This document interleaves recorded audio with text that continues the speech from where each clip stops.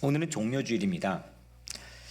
예수님께서 이 땅의 삶의 마지막 한 주일, 그러니까 십자가를 향해서 보낼 예루살렘에 입성하는 기념주일입니다. 그 장면을 그때 그 순간 찰나, 그러니까 예수님께서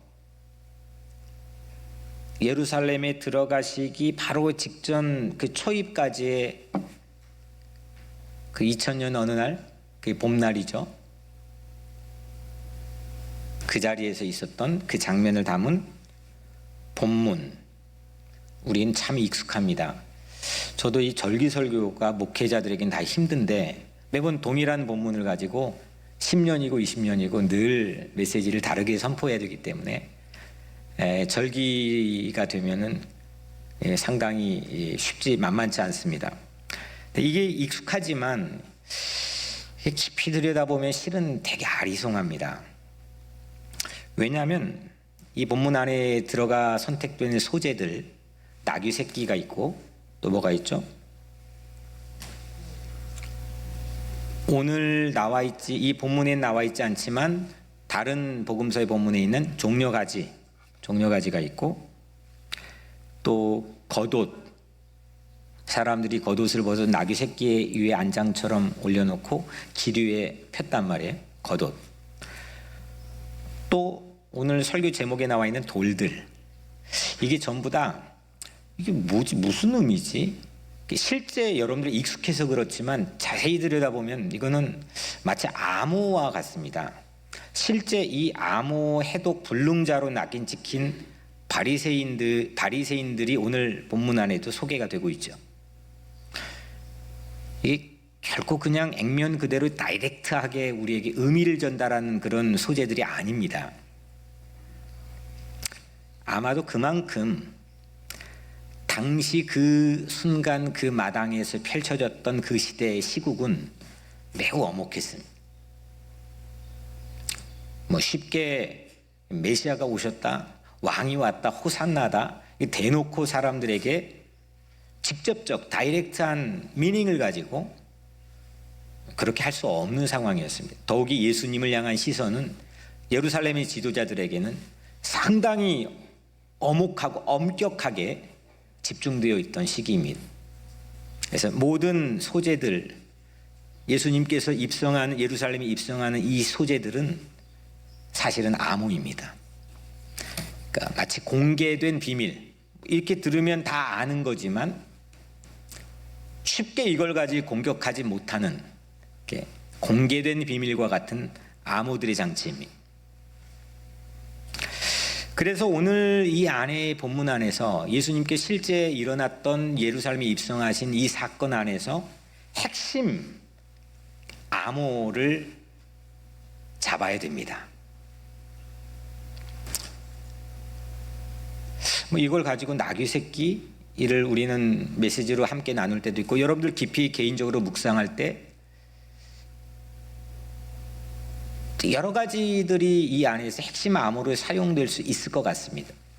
그런데 오늘 우리 같이 예배 안에서 실제 이 본문 안에서 예수님께서 우리에게 강조하고 또 제시하고 있는 핵심 암호는 로드십, 로드, 한국말로 하면 주. 저는 여러분들과 오늘 예배 안의 소통을 위해서 주인으로 사용하겠습니다. 주인됨. 이게 오늘 핵심 암호입니다. 왜냐하면 예수님께서 우선 예루살렘에 입성하실 때 오늘 세 토막의 이 부분적인 이야기가 합해가지고 연속극 시리즈처럼 세 이야기가 오늘 한 본문 안에 담겨 있는데, 먼저 첫 번째로 나귀 새끼를 예수님께서 제자 둘을 보내서 데려오게 하죠. 벳바게와 베다니, 이거는 완전 예루살렘 초입입니다. 맞은편 마을로 가서 아무도 타보지 않는 나귀 새끼가 있을 텐데 그를 풀어 끌고 와라. 만약 주인이 그걸 묻게 된다면 거기에 대한 답변까지도 예수님이 친절하게 그 두 제자에게 주시죠. 뭐라고 했죠? 주가 쓰시겠다 하라. The Lord needs it. 주님이 사용하겠다, 필요하겠다 하라. 그러니까 낙이 주인이 바뀌죠. The Lord. 주인은, 실질적 주인은 그 낙이 그 맞은편 마을에 있던 그 사람일 텐데, 주가 The Lord needs it. 주님이 쓰시겠다. 새로운 주인이 쓰시겠다니, 주인이 바뀌고 진짜 주인이 밝혀지는 순간이고, 그 예수님께서 그 다음에 예루살렘에 입성하는데 사람들이 두 가지 행동을 합니다. 하나는 겉옷을 벗어가지고 길에 축축축 깔고, 또 오늘 본문에 없지만 종려가지를 들고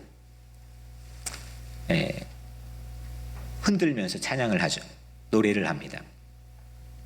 이 두 가지 행동 모두가 동일하게 전쟁에 나가는 왕의 행진, 퍼레이드를 격려하고 힘을 북돋고 그럴 때 사용하는 행동입니다. 아무 때나 하는 행동이 아니고. 그래서 예수님의 킹십, 왕권, 로드십, 예수님의 주권, 주인됨, 이거를 이제 공개된 비밀처럼 사람들에게 같이 나누는 장면이 오늘 종려주일 본문에 펼쳐지는 이야기입니다. 오늘은 주인을 만난 네 가지의 모델을 본문이 우리에게 보여줍니다. 모델을 잘 봐야 우리도 이렇게 반응하면 되겠구나. 난 이런 반응 그룹에 속해 있구나. 이거를 쉽게 식별할 수 있게끔 아주 친절하게 주님께서는 그런 장치를 오늘 본문에서 해주셨습니다. 네 가지 모델, 1번 모델, 2번 모델, 3번 모델, 4번 모델을 제가 여러분들 잠깐 소개를 하려고 하는데, 두 그룹으로 묶어가지고 1번 그룹, 2번 그룹, 오늘 본문에서는 그렇게 나누어집니다. 첫 번째 그룹, 1번 모델과 2번 모델입니다. 먼저 1번 모델입니다. 지금까지 살펴본 것처럼 1번 모델은 예루살렘에 입성에 예수님이 하실 때, 입성을 하실 때 적극적 참여자들입니다. 겉옷 벗고 막 쫙 깔고 종려나무 가지 들고 막 흔들고. 당시에 시편에 이 118편 26절 이렇게 부르면 안 됩니다. 아마 어떤 일이 벌어질지 모릅니다. 사실은.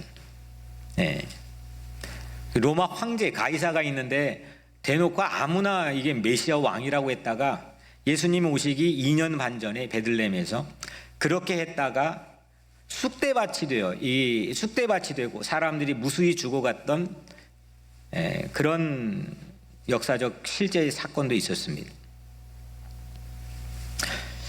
그런데 그거를 서슴없이 부르는 제자들과 무리들, 1번 그룹입니다. 용감무쌍합니다. 이거 막 전쟁에 나가 지금 십자가 전쟁에 나가 지금 출전하는 거잖아요. 그 안에서 어떤 일, 그 스테이지 안에서 어떤 일이 이제 장차 벌어질지 사람들은 가늠은 하진 못하지만 그런 기대감들이 각기 다양하게 있을 거고, 예수님은 물론 아셨을 거고. 그러니까 뭔가 전쟁에 나가는 출전입니다. 시편 118편 26절 곡이 그렇고, 그리고 이 두 가지 행동 말씀드린 행동 자체가 그렇고, 그들은 모두 다 그 새로운 야 가자 하고 이제 출전하는 그런 순간입니다. 근데 마치 모습을 여러분들도 보셔서 알지만 전쟁 마치고 개선 행진을 하는 모습처럼 이제 다 끝나고 승리하고, 나폴레옹이 전쟁 승리하고 프랑스의 파리를 딱 들어왔던 그곳에 개선문을 만들어 놓은 거 아닙니까? 승리하고 돌아오는 그 모습처럼 승리의 확신을 가지고 저마다 이겼다, 이미 게임 끝났다, 그런 마음을 가지고 시편의 승리를 그냥 재현해버리는 용감무쌍한 무리들이 주인을 예수님으로 만났을 때 보여준 첫 번째 모델들의 반응입니다. 두 번째 2번 모델입니다. 그 무리 중에 섞여 있는 사람들이었습니다. 누구냐면 바리새인들입니다. 역시나 불평분자들입니다. 39절에 무리 중 어떤 바리새인들이 말하되 선생이여 당신의 제자들을 책망하소서. 막 이렇게 행동하고 노래하니까 이거 너무 시끄럽다, 이 과격하다, 주님 이렇게 하면 안 됩니다, 빨리 좀 정리해 주십시오. 당시 예루살렘의 상류 지도자들은 이런 시위가 벌어지면 어떤 일들이 일어날 걸 뻔히 알기 때문에 불필요하게 혼란스러워지는 일들을 비경제적이고 비효율적인 일로 걱정했습니다. 그래서 로마 제국에 도전하는 듯한 이 시편 금지곡을, 그것도 대낮에 노상에서 겁도 없이 부르는 제자들을 주님 빨리 말려주십시오, 빨리 책망해 주십시오, 이러다가 우리 아무것도 못하고 큰일 납니다, 이런 투로 제안을 하죠. 2번은 이 무리들인데 엉거주춤입니다. 왜 그 무리에 섞여서 따라와 있어요? 왜 거기 주변에서 얼쩡거리고 엉거주춤한 폼으로 뭘 하자는 거예요? 우리는 그걸 느낄 수 있지 않습니까? 예수님께서 그들에게 그렇게 답하죠. 2번 모델에게 40절, 만일 이 사람들이 침묵하면 돌들이 소리 지르리라. 이 뭔가 대결할 때 보면은 VS를 딱 가운데 넣어 놓잖아요. 그러니까 1번 모델과 2번 모델, 첫 번째 모델 예수를 따르면서 찬양하는 용감무쌍 무리들, VS. 그 다음 2번 모델, 돌들만도 못한 엉거주춤 바리새인들. 이 1번 모델과 2번 모델이, 여러분들이 이 1번 모델과 1번, 2번 중에서 어디에 속하기를 원합니까? 네, 그죠? 2번, 혹시 2번 있습니까? 네. 딴 생각하다가 2번 들 수도 있을 텐데 한 명도 없네요. 당연히 2번보다는 당연히 1번이죠. 그래서 오늘 우리는 종려가지까지 이 포레스힐 교회에서 해마다 우리가 나누는 건데, 거기 구입해가지고 픽업해 와가지고 여러분들 손에 들고 이렇게 2000년 전에 있던 일을 재현하는 거 아닙니까? 그래서 여기서 우리가 한 가지 배울 수 있는 확실한 거는, 주인을 만났는데 절대 2번 그룹처럼 엉거주춤은 하지 말자는 거죠. 그러니까 2번 그룹은 절대 피하자는 거죠. 주인을 만나면 용감무쌍해집니다. 주인의 이 기세와 주인의 풍채를 보면 없던 힘도 나는 거고, 마음이 어두웠는데 막 광명과 빛이 나는 거고, 우울하고 슬펐는데 막 그냥 차오르는 기쁨으로 어쩔 줄 모르는 거고, 주인을 만나면 그런 겁니다. 아멘? 네.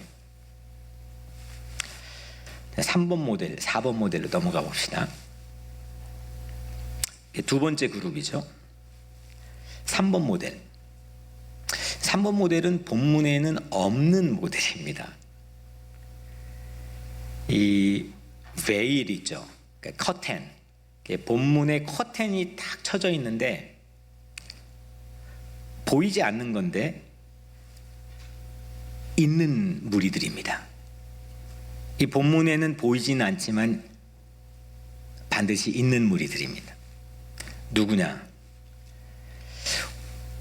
바로 지금 이 본문까지만 해도 막 금지곡까지 꺼내와 부르고 기세가 충전하고 겉옷 막 깔고 했던 제자들과 무리들입니다.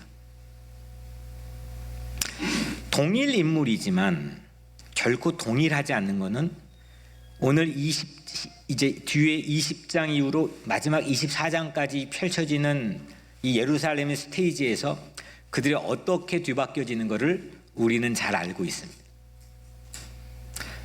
오늘 이 본문 안에 있는 1번 그룹에 속했던 베드로는 이후에 어떻게 되죠? 예수님을 3번이나 부인을 합니다. 여기에 있는 제자인 가룟 유다는 급기야 예수를 팔아버리고 배신을 합니다. 동일 무리들은 분명히 여기서 뭐 겉옷 벗고 막 흔들고 했던 동일 무리들은 빌라도 법정 이후에 빌라도 법정에서 집단의 배심원이 되어가지고 그렇게 동원되어서 분명히 주인이라 했는데 주 이름으로 오시는 이여 In the name of the Lord 찬양했는데 예수를 십자가에 처형하고 대신 바라바를 사면하라 이렇게 판정하면서 예수가 십자가에 못 박히는데 결정적 일조를 합니다. 주인을 만나니 변절하고 배신하고 비겁했던 이건 좌충우돌이라고 합시다. 이게 3번 모델입니다. 여기까지만 정리를 해보면 1번 모델 뭐죠? 용감무쌍, 2번 모델 엉거주춤, 3번 모델 좌충우돌. 네. 마지막 4번 모델입니다. 주인을 만나니까 아주 감동적인 모습을 보인 4번 모델은 예수입니다. 예수님이 로드인데 주인인데 문 또 주인의 뜻을 예수님이 또 뭐 했습니까? 예수님조차도 아버지를 주인 삼고 그분 뜻을 그 어떤 가치보다 중요하게 초지일관 따릅니다. 그래서 예수님은 4번 모델입니다. 예수님께서는 주인 만나면 어떻게 우리에게 반응해야 될지 가장 완벽한 롤 모델이 되어주셨습니다. 정리해보면 1번 모델은 뭐죠? 용감무쌍. 2번 모델 아니 엉거주춤 맞나요? 엉거주춤. 3번 모델 좌충우돌. 4번 모델 초지일관. 예. 여러분들은 여기에서 최악이 뭘까요? 제가 주로 목회를 하면서 이제 몸에 배가지고 늘 이렇게 펼쳐놓는 방식, 선택하는 방식 자체가 최악, 최선, 차악, 차선 4가지 옵션을 분류하고 그 상황에 맞는 최선이 안 된다면 차선은 뭘까? 이게 이제 제가 사용하는 방식 중에 하나인데 오늘 4가지 방식 중에 최악은 뭘까요? 몇 번입니까? 최악 3번일까? 2번 아닙니까? 2번. 이 바리새인들이 하는 엉거주춤. 그러면 최선은 뭡니까? 4번. 그러면 차선은 좀 헷갈리죠? 차선은 1번. 배신은 하지 말아야지. 뭐 배신할 망정 용감무쌍은 해봐야 할 거 아닙니까? 1번. 그러면 차악은 3번이겠죠. 3번이 뭐였죠? 좌충우돌.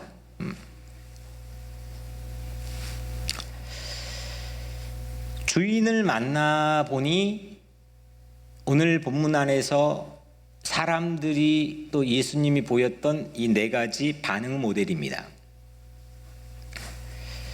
우리는 주인을 만나서 어떻게 반응하고 따르고 있습니까? 몇 번입니까?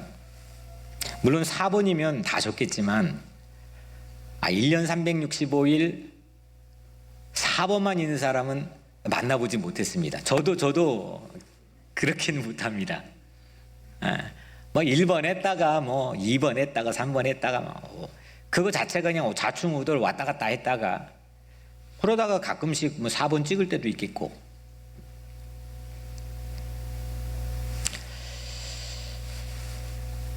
사 4번이면 좋겠지만 1번 해도 선방이라고 생각합니다. 근데 우리 주님의 놀라운 은혜는 우리가 1번인데 막 용감한 무쌍하게 막 해보겠습니다, 뭐 하겠습니다, 뭐 확신합니다, 막 이렇게 했다가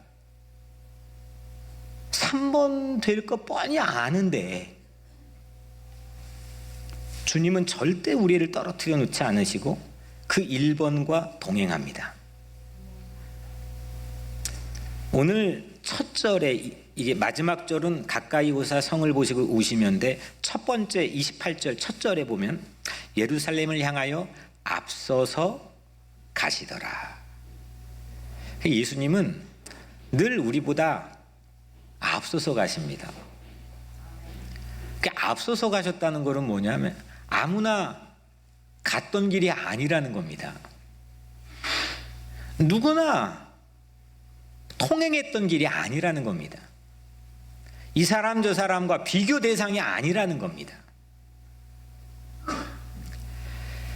그래서 예수님께서는 아마도 아무도 아직 타보지 않는 나귀 새끼 타고 가셨을지도 모르겠습니다. 아무도 가보지 않는 길을 아무도 타보지 않는 나귀를 타고, 그리고 마지막 그 예수님의 발걸음이 멈췄던 아무도 써보지 않는 무덤에 매장되셨습니다. 그분이 내 주인입니다. 아무도 걸어본 적이 없는 길을 내 앞에서, 그리고 그것도 막 혼자 가셔서 어느 순간 안 보여요. 골짜기 넘어가 버렸나? 절대 그런 적이 없으십니다. 늘 한보, 늘 반보, 늘 하지만 내 앞에서.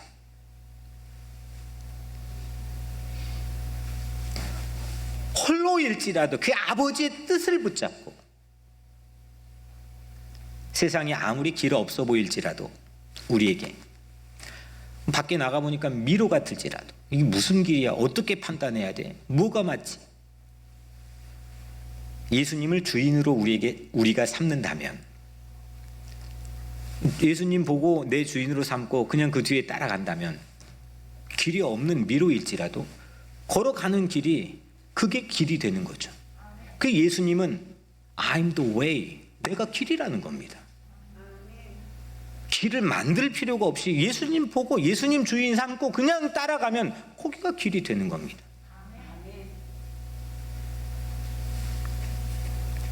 역대상 14장 15절 말씀에 너보다 하나님이 앞서, 하나님이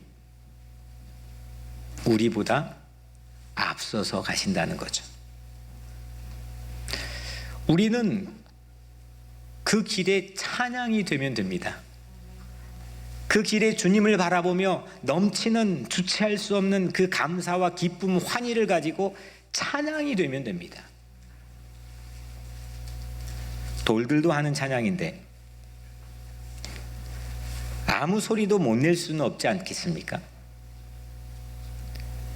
주님 노래하고 주님 자랑하고 주님 사랑하면서 그렇게 사시기를 축복합니다. 설사 3번 모델처럼 좌충우돌해도 결코 낙심하지 마십시오. 설사 1번 용감무쌍 이 불완전한 모습을 가지고 있다고 해도 소심하지 마십시오. 주인을 삼아 찬양하면 됩니다. 엉거주춤 불평불만만 절대적으로 피하고 초지일관 예수님만 주인 삼아 나가는 우리 신앙 공동체가 되기를 주님 이름으로 축복합니다. 물도 주인을 만나니 얼굴을 붉힌다는데 포도주보다 더한 미라클이 우리 삶에 있어야 되지 않겠습니까? 내가 주인을 만나 내가 주인의 손에 붙들려 내가 그 주인을 찬양하다가 내가 그 주인을 끝까지 따라갈 수 있는 그런 축복된 인생이 되기를 축원합니다.